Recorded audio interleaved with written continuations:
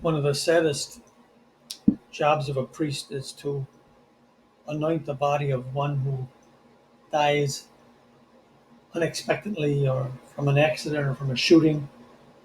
And the hospital is finished. The doctors have failed. They've done all their shock treatments and injections. It's a bloody mess. So if you go in that time, you see what really death looks like. It's not a pretty picture, and you see the failure of human medicine and the God doctors to save a human life. They can't. They give up. And then the family, after they wash the body, has a chance to see and say goodbye. And then sometimes you get to go into the place where they kept the body for the undertaker to come, and you remove the covering of the face and the hands, the sheet, and you see the clean body. But it's a second kind of a lonely feeling of being alone with someone who's no longer there. The screaming and the yelling, the prayers have ceased. People have come over the shock, and every time a person dies, it's a shock. I don't care how long you've been waiting for death.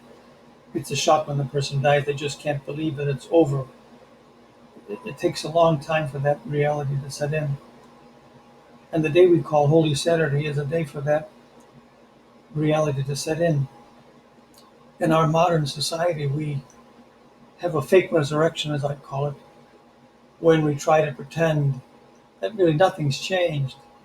We pump the body filled with fluids, formaldehyde, I believe, and we paint the face and do the hair and put the lipstick on or rouge and pretend that the person has restored to what he or she was. And you hear the people say, "Oh, how beautiful they look."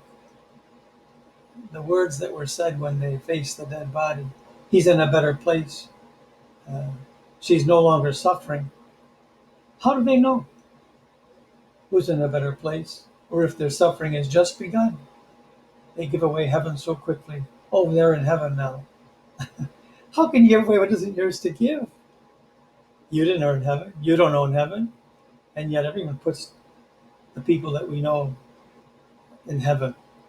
Uh, it's ridiculous to think that anyone can give heaven except the one who is Lord of life and heaven and hell.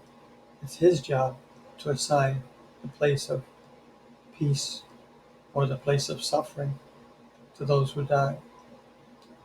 But at least in the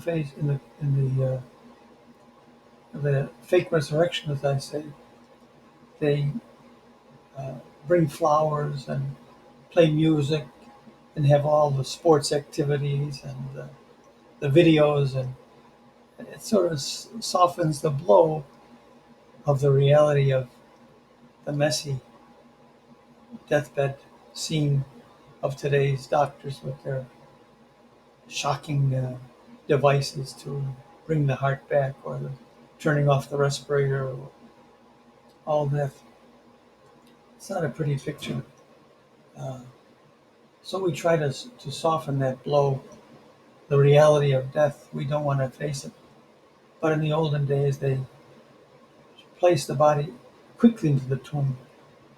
Uh, they put some spices because the stench was so great. At least you wouldn't be able to smell that awful stench of death. And why the stench of death? Why the awful corruption of the body? Because that's the price of sin.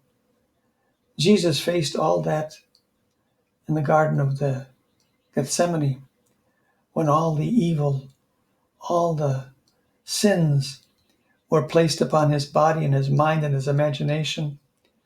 And then on the cross, when the spittle and the filth that they threw at him uh, covered the outside of his body, but the inward movements of hatreds and false broken oaths and treachery and killings and murders and abortions and all the lies, and everything was placed into his mind. As far as a human being could take all that, it was there for him. And that was the real weight of the cross. Not the wood, not the nails, but the weight of the sins. And so Saturday is a day for us to face what we've done, the product of our work as sinners, and to realize that without God there is no life.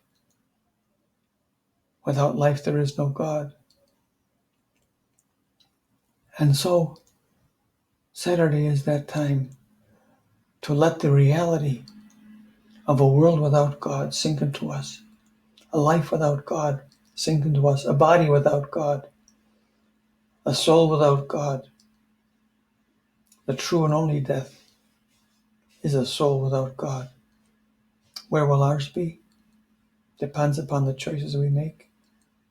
To that point that came at 3:00 on a Friday, we will be able to say, even though we went through all that, Jesus went through all that hopeless encounter with a power greater than ourselves, the evil of sin and Satan confronting us, we'll be able to say what Jesus said, Lord, into your hands, Father, into your hands, I commend my spirit.